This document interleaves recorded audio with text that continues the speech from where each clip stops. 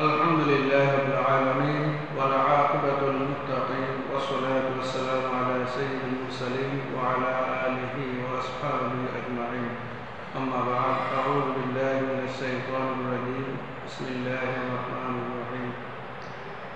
إنما يخشى الله من عباده العلماء.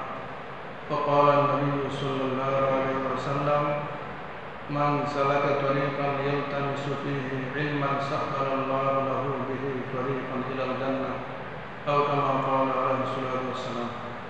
সম্মানিত সুধীবৃন্দ, আল্লাহ রাব্বুল আলামিনের দরবারে অশেষ শুকর, যিনি আমাদেরকে পবিত্র মজলিসে হাজির করেছেন, এই জন্য আমরা বলি আলহামদুলিল্লাহ। আজকের আলোচ্য বিষয় হলো ইলমে দ্বীন শিক্ষা করার গুরুত্ব ও ফজিলত। আসলে শিক্ষা দুই প্রকার, একটি হলো জাগতিক শিক্ষা, একটি হলো দ্বীনি শিক্ষা। দ্বীনি শিক্ষা বলতে ধর্মীয় শিক্ষাকে বোঝায়। আমাদের মুসলিম সম্প্রদায় যারা আছে প্রত্যেকের ছেলে মেয়েদেরকে ধর্মীয় শিক্ষা দেওয়ার একান্ত করতে, তারপরে এই ধর্মীয় শিক্ষা মৌলিক শিক্ষা দেওয়ার পরে সে অন্যান্য শিক্ষা গ্রহণ করুক, কারণ দেশে ইঞ্জিনিয়ার দরকার আছে, ডাক্তারও দরকার আছে, বিভিন্ন সেক্টরের দরকার আছে। যাই হোক, ধর্মীয় শিক্ষার গুরুত্ব অনেক অপরিসীম। আল্লাহ রাসূল যিনি নিজে হাদিসে বলেছেন, কুন আলিমান আও মুতাআল্লিমান আও মুহিব্বান আও মুত্তাবিআন ওয়া লা তাকুন খামিসান। তোমরা আলিম হও অথবা শিক্ষার্থী হও অথবা আলিমকে ভালোবাসো অথবা আলিমকে অনুসরণ করো, পঞ্চম স্থানে পদার্পণ করে। এই হাদিস থেকে বোঝা যায় যে এলম শিক্ষা করার গুরুত্ব। অন্য হাদিসে আল্লাহ রাসূল বলেছেন, মান সালাকা তরিকান ইয়ালতামিসু ফীহি ইলমান সাহালাল্লাহু লাহু বিহি তরিকান ইলাল জান্নাহ। যারা ইলমে দ্বীন শিক্ষা করার জন্য ঘর থেকে বের হয়ে যায়, তাদের জন্য আল্লাহ রাব্বুল আলামিন জান্নাতের রাস্তাকে আসান করে দেন। অপর এক হাদিসে আছে, যারা ইলম শিক্ষা করে তাদের জন্য আকাশ এবং জমিনের যত মখলুক আছে সবাই তাদের জন্য মাগফিরাত করে। এমনকি গর্তের পিপিলিকা তাদের জন্য দোয়া করে, এমনকি সমুদ্রের মৎস্য পর্যন্ত তাদের জন্য দোয়া করে। এই জন্য ইলমে দ্বীন যারা শিক্ষা করে, যে ছাত্ররা আছে তাদের জন্য ফেরেশতারা পর্যন্ত তাদের ডানা বিছিয়ে দেয়, ফেরেশতারা তাদের জন্য দোয়া করে। অপর এক হাদিসে আল্লাহ রাসূল বলেন, ফাজলুল আলিম আলাল আবিদ কাফাজলুল কামারি আলা সাইরিল কাওয়াকিব ওয়া ফি রিওয়ায়াতিন কাফাজলি আলা আদনাকুম। আল্লাহ রাসূল বলেন যে আবিদ এবং আলিমের মধ্যে যে মর্যাদা তাদের যে তুলনা করা হয়েছে, আবিদ হলো যারা দিন রাত 24 ঘন্টা আল্লাহর ইবাদতে মগ্ন থাকে, দিনের বেলায় রোজা রাখে, জিহাদ করে, রাত্রেবেলা তারা নামাজে কাটিয়ে দেয়। এই ওই আবিদের উপর আলিমের মর্যাদা হলো, আল্লাহ রাসূল বলেন, যেমন নাকি চন্দ্রের মর্যাদা অন্যান্য আকাশের তারাকারাজি আছে, নক্ষত্র আছে, তাদের উপর। তো পূর্ণিমার চাঁদের দ্বারা সারা বিশ্বকে আলোকিত করা হয়, যে সমুদ্রে যে সমস্ত নাবিকরা আছে তারা রাস্তা পায়।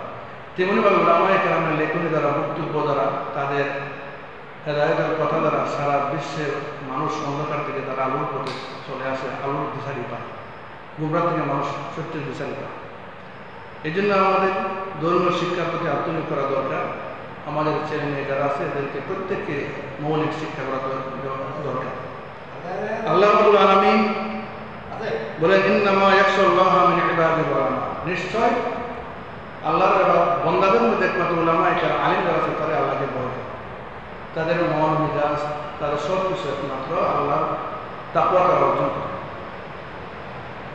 এই জন্য আল্লাহ রাসূল প্রায় বলেন, তার অনেকে দ্য স্পিরিট অফ ইসলাম একটা বই আছে, সৈয়দ আমির লিখেছেন, যে our Prophet sallallahu alaihi wasallam would often say, the ink of the scholar is more vivid than the blood of the mother, and repeatedly impressed on his disciples the necessity of seeking for knowledge even into child. আল্লাহ রাসূল প্রায় বলতেন যে জ্ঞান সাধকের দোয়াদের কালে শহীদের রক্তের চেয়ে বড়। তিনি সাহাবায়ে-কেরামদেরকে ইলমে দ্বীন চর্চা করার জন্য তিনি তাকিদ দিতেন।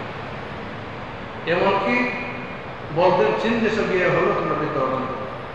তাই আসুন আমরা প্রত্যেকে সে ইলমে দ্বীনকে চর্চা করি, আর আমরা উদ্বুদ্ধ হই ধর্মীয় শিক্ষার প্রতি আমরা আত্মনিয়োগ করি। মৌলিক শিক্ষাটা আমরা যদি শিক্ষাটা লাভ করি, তারপরে অন্যান্য শিক্ষা দিলে কোনো সমস্যা নেই। এই জন্যই আল্লাহ রাসূল বলেন যে বাল্লিগু আন্নী ওয়ালাউ আয়াত, আমার পক্ষ থেকে হলো তোমরা একটা আয়াত যদি হও অপরের কাছে পৌঁছে। আল্লাহ রাব্বুল আলামিন আমাদের সবাইকে তৌফিক দান কাণ্ড, যাতে আমরা ধর্মীয় শিক্ষা, কুরআন, হাদিস, ইলমে ফিকহ, ইলমে তাসাউফ এগুলো আমরা নিজেরাও অর্জন করতে পারি, আর আমাদের সন্তানদেরকে আমরা এগুলো শিক্ষা দেওয়ার জন্য উদ্বুদ্ধ করি।